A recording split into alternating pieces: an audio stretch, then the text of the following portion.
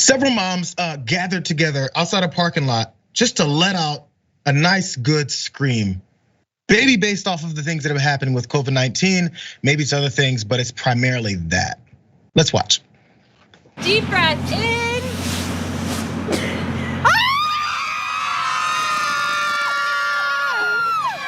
I mean, at first you're a little nervous, right? Or a little like, can I do this? Is this appropriate?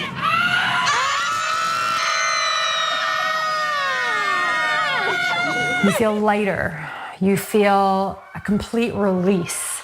You feel it's nice to feel out of control. You want a chatter buddy?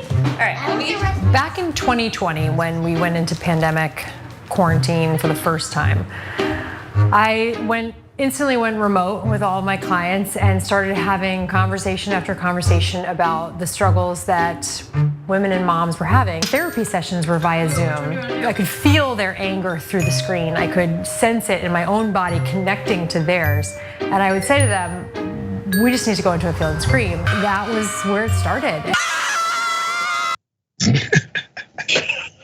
So screaming is happening. By the way, this has happened in, I assume, every college in the country. Because when I was at school during finals week, there was a point, because everyone was so quiet and studying, supposedly, that they said, here's primal scream time. So everyone could stand out in the hallway, get out in the quad or wherever they want to go and just scream. Make a bunch of noise, bang pots and pans, do whatever you want to let loose some of that negative energy, that stress. And this is a similar coping mechanism. Now, by the way, David, throughout that video, I did notice that they decided to put the dink, dunk, dump, dink music under her. Like, this is a clown show, man. Let her live, man. Let her have her groove. They played her.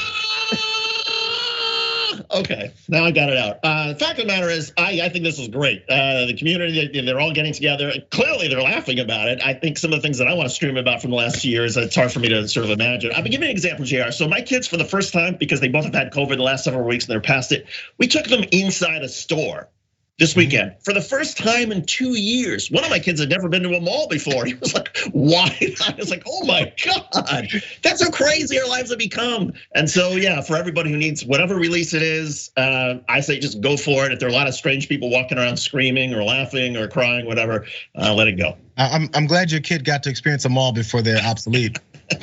But another level of this, by the way. So these are moms that are screaming from all the frustrations from COVID, and of course the restrictions and the anger and the sadness and the change in life. Everything has happened, so I get it.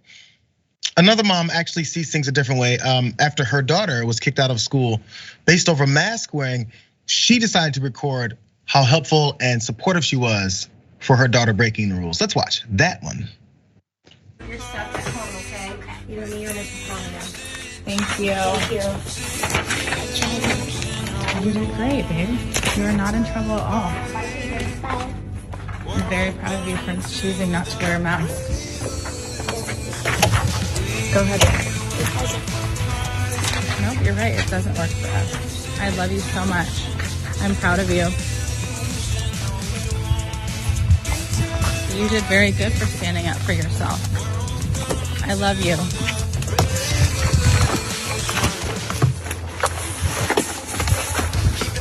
You in, babe?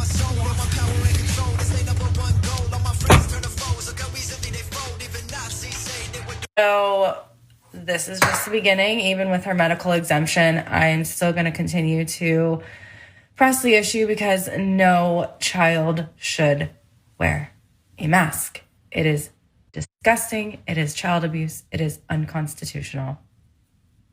Period. Have a good day.